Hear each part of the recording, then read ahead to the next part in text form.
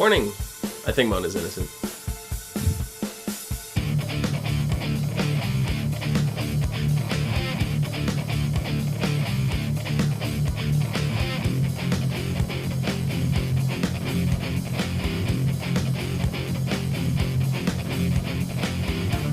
What's up, everyone, and welcome to the ASOTV podcast for Pretty Little Liars, Season 7, Episode 18, Choose or Lose. I'm your host, Dom. With me, we have Nikki. Hey. How's it going? It's going. So are you going to choose or are you going to lose? They aren't good friends anyways. I would choose. Yeah? Yeah. Who are you going to choose? If you had to pick one of the four girls to throw into the bus, take the fall for it all, and never look back, which one of the girls do you pick? It's between Spencer or Aria. Wow, you hate both of them that much? Mm-hmm.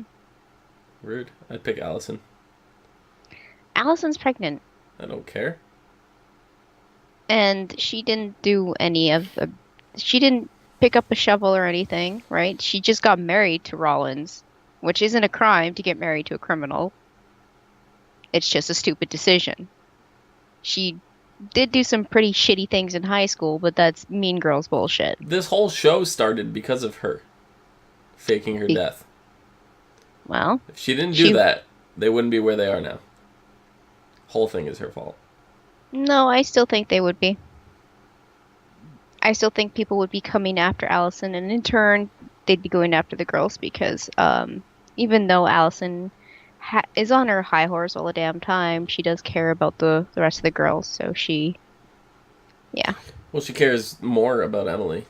Yes, and definitely. having sexy time with Emily. But they get interrupted by both the board game showing up in Allison's bedroom, and then immediately by the cops in return. Yeah.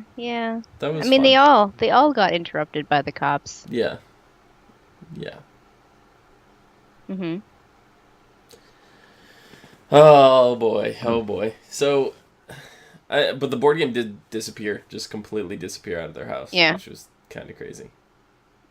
Yeah, it's slightly crazy. I swear to God that board game is just sprouting legs and walking by itself places because it was there 1 second, the cops are in the house, and then it's gone. It's like that person that put it there in the first place was still in the house.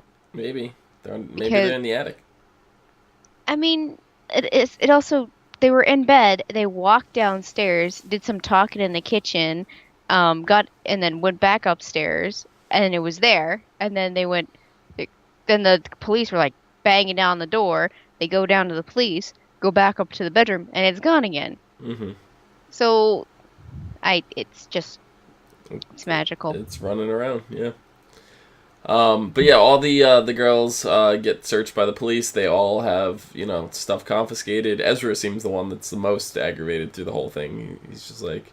Because he's not filled in. Well, yeah. He has no idea why the police are on their asses, and Arya hasn't been telling him anything. Nothing. He doesn't even really know about what's happening with Spencer and, like, Fury and stuff. He has no idea. No. So Spencer doesn't even know what the hell's going on with Fury, though.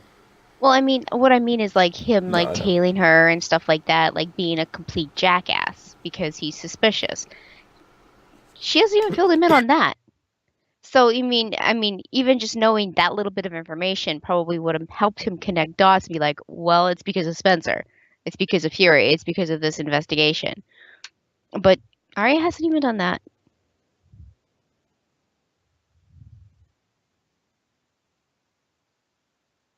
Ooh, sorry. I'm dying of my soda. Yeah. Ooh. But yeah. No, Spencer goes to the station to question Fury. Mm-hmm. Only to find out that Fury's no longer on the case. He has resigned. For personal resign reasons. The case, not resign from the force. Yeah. I mean, he shouldn't have been working on the case as soon as he got personal and intimate with Spencer. No. So he should have taken himself off at that exact moment. Yeah. But he has now because Spencer basically said, do it, keep keep coming at me, and I'll come at you. Yep. And Tanner's back. Now, Tanner's somebody that I wanted to forget about. But as soon as I saw her, I was like, you know what? I'm glad she's back. I don't Especially for the remember much last of 3 her. episodes. I really don't remember much of her, She honestly. was so suspicious of the girls. Like, she put all her focus into the girls. Like, you think Fury was bad? She's like Fury times 1,000. Okay. She did help the girls out. Was it like season 3? This was... No. This was recent. Oh, okay. This was... There was like a whole bit that I really don't remember, so... Yeah, no, you only didn't watch like a season. Yeah. And that was, I think, last season with the That was Dollhouse. Yeah, I didn't watch that season. That's when she was big into it. I think she was in before that, but... Yeah. But Tanner was huge in that season, and when the girls all got kidnapped from the dollhouse and that thing, Tanner was the one that actually like found them and found the dollhouse, and they went in and investigated and did the whole thing apart. She still remained suspicious of the girls, but she had to sympathize for them, at the same time, because they were victims. Mm-hmm. But she knew something more was going on with them, but she couldn't really pursue anything of it, and she lost the case, whatever. But now she's back on, and she said right to Spencer that she always felt that the girls were guilty. So I mean, and Spencer gets caught lying right to her face about Fury. So Tanner knows exactly what she's getting into with Spencer now. Mm-hmm. But yeah, they end up finding traces of blood and shards of glass in the shower drain at Spencer's. Yep. That matched the same glass that was under the fingernails of Rollins. Or the severed finger. That one finger that was, brought there. Yeah. And they've already matched that to Lucas's car. That recently had a window changed or Replaced, whatever. yeah. So, not looking too good for the girls. When everything gets seized, Arya gets a new phone from AD. She demands to meet AD tonight. And then, the same night. Yeah, and AD wants her to wear the uniform. But in the meantime, we saw last week that Mona was suspicious of Arya. She did in fact see Arya get the puzzle piece. Mm-hmm. But the way they cut this, it was making it look like Mona was the one that was on the phone with Arya, right? So yeah. They did that, totally and then they went to a commercial break, and it's like, oh, this whole time you're thinking, oh, Mona's AD, but then we find out Mona. I mean, I didn't suspect her for a minute, but no, they do these cuts to us all the time. So the whole time I was just like, she's just doing her research, and she has a headphone, like that's just her thing. So. Yep.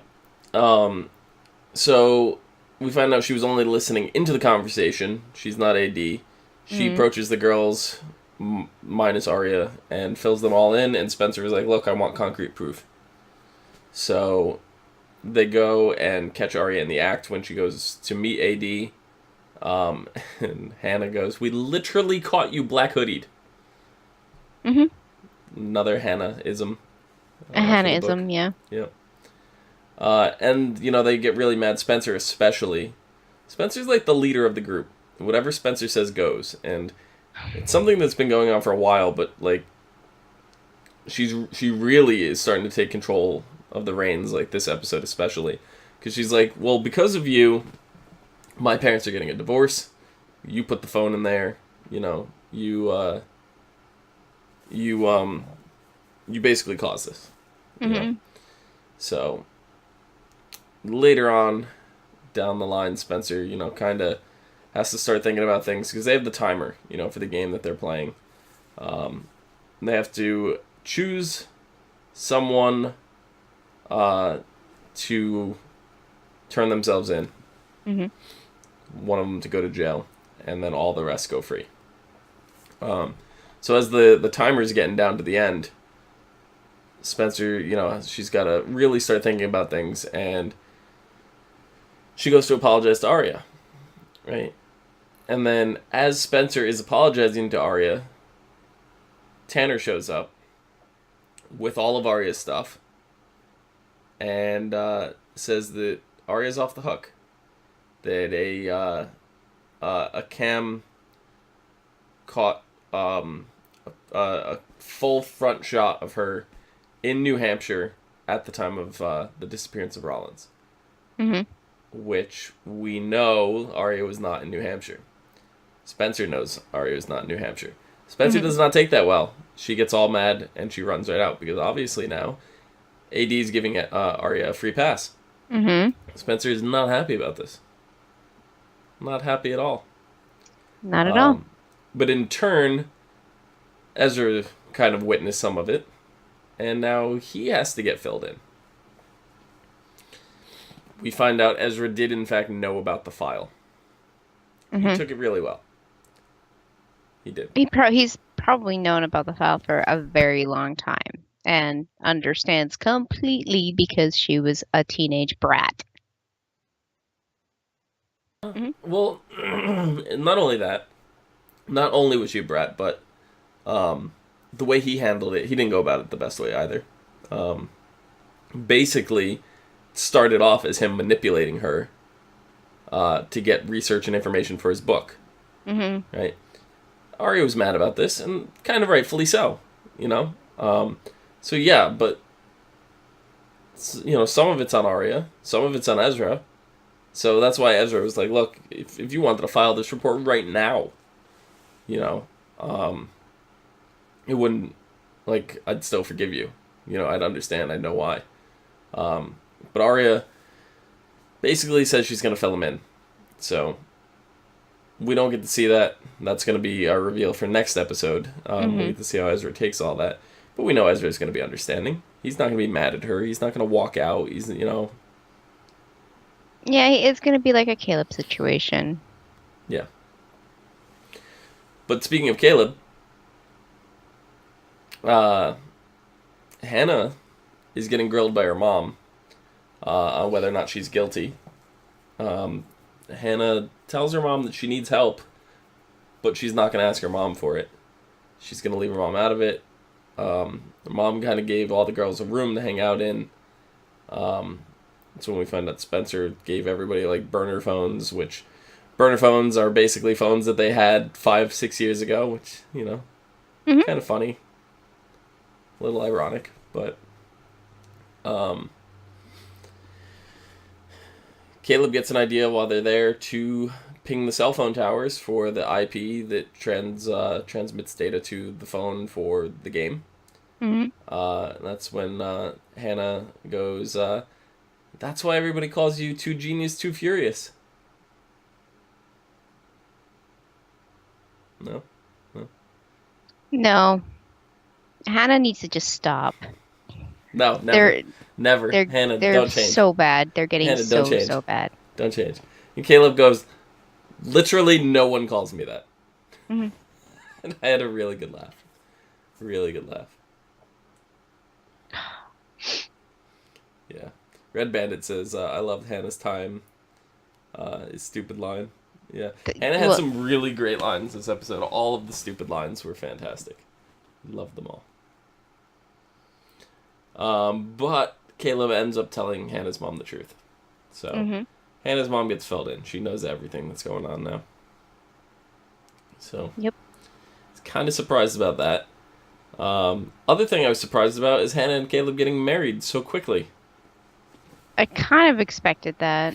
Yeah. Because Caleb didn't want a big, shindig the way Arya and Ezra are trying to plan it. He wanted to just go elope somewhere. So it makes sense that he wanted to get it out of the way because he doesn't know what's going to happen next. Well, none of them do. And no, that's why they all have a separate group orgy. It's not an orgy if it's just two people. But they're all at the same time. That has nothing to do with it. They're all in different places. I'm aware. And they're unaware of each other's business, so it's not an orgy. I don't know, the way they're cutting back and forth constantly makes it feel like that to the viewers. I didn't feel that. No. No, just you. Okay.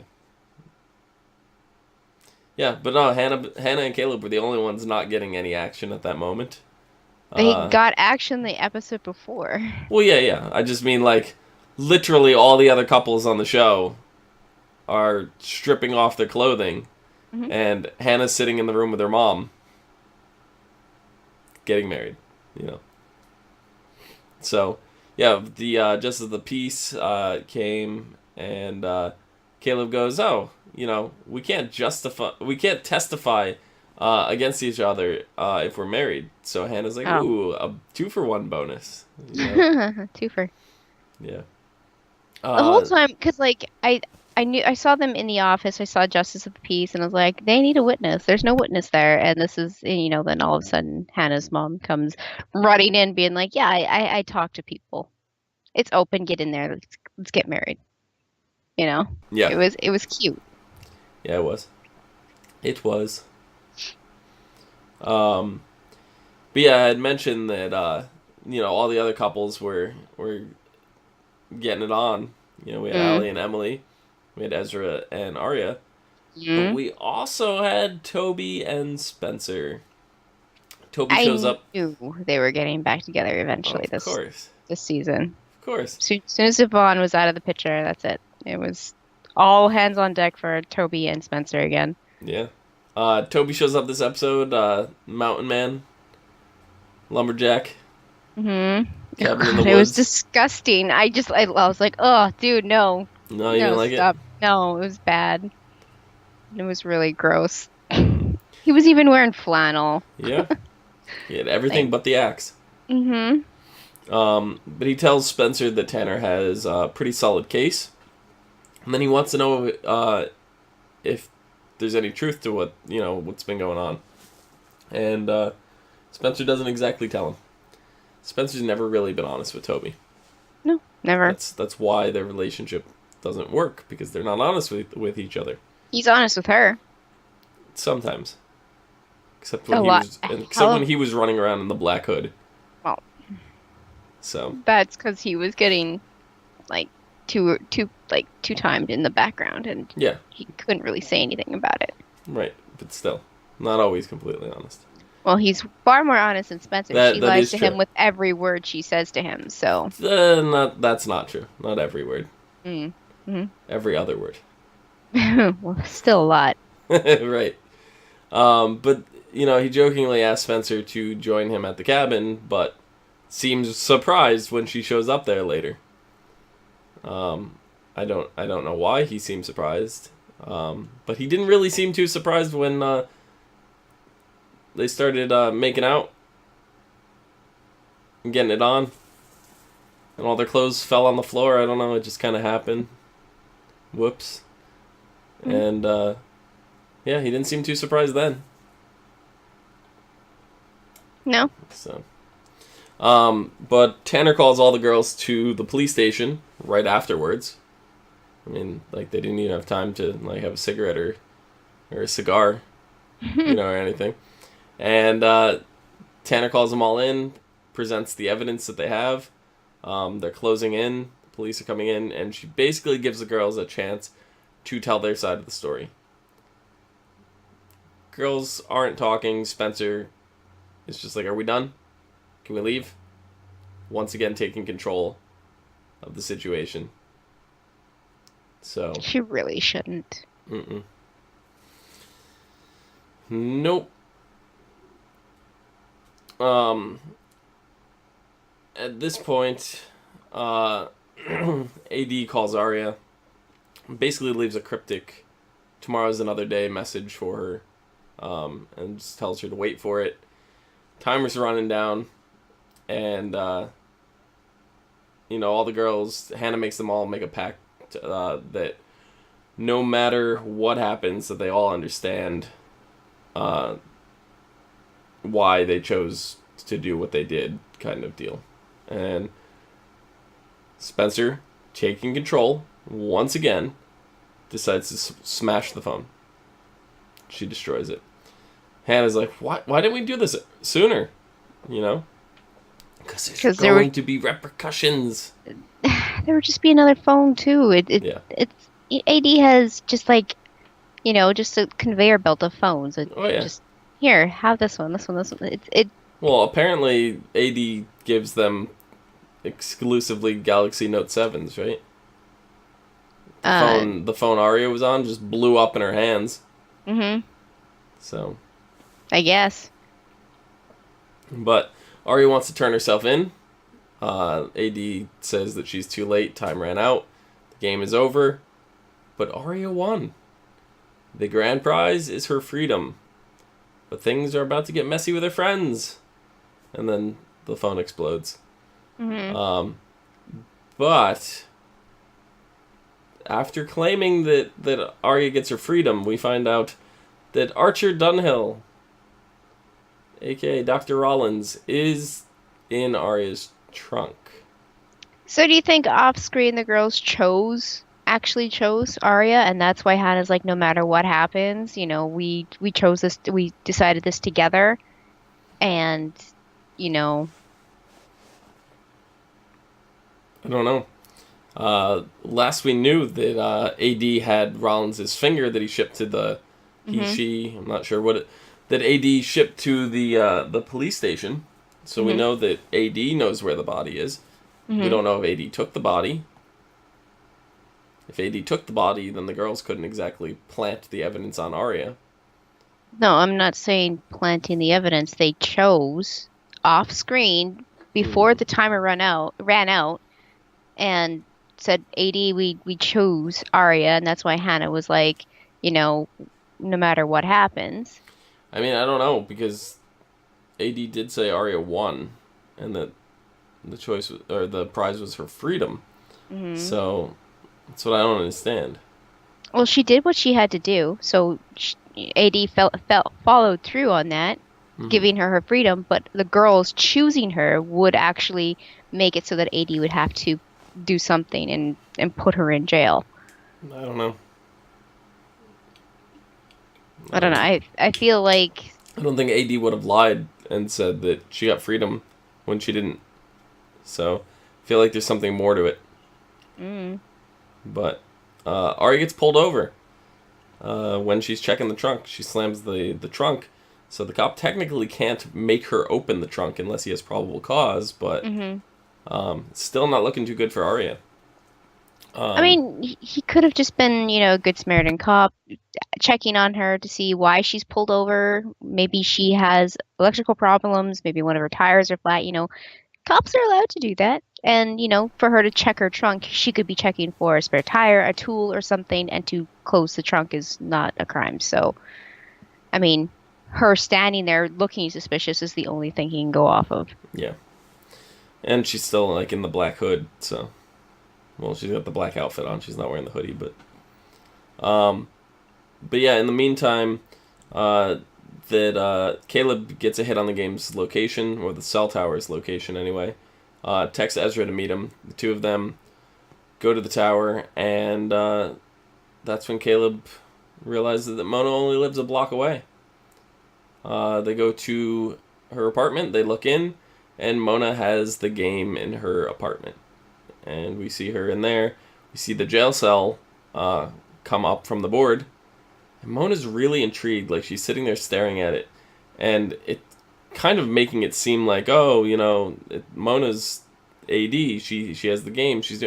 Mona's just really fascinated by the game.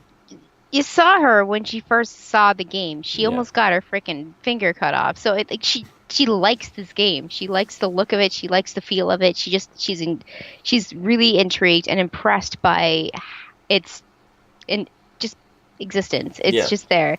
And for her to have the game right now, it's kind of a question to ask. But she also really wants to figure out how it ticks. Yeah. So. Yeah. So, I mean, they end the episode making it look like that Mona's involved, but to me, it just made it look like Mona's innocent, so. It just made her look like she's obsessive. Yeah, exactly. Exactly. So, I mean, overall, this is a really intense episode. We have 2 episodes left, so next week is, in fact, the penultimate episode, called Farewell, My Lovely. And the synopsis says, convinced that they know who AD is, the liars gear up for confrontation.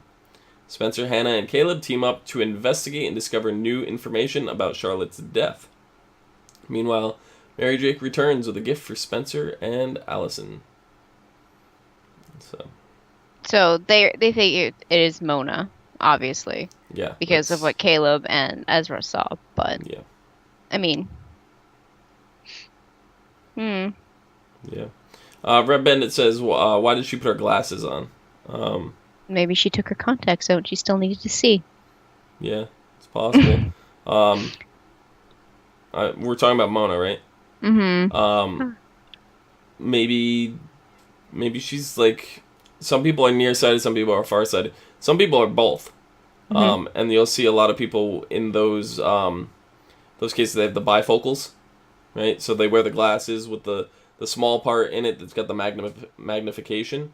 So if she's wearing contacts for distance, and her near sight is worse than her distance, she would need glasses on top of the contacts to correct her nearsightedness.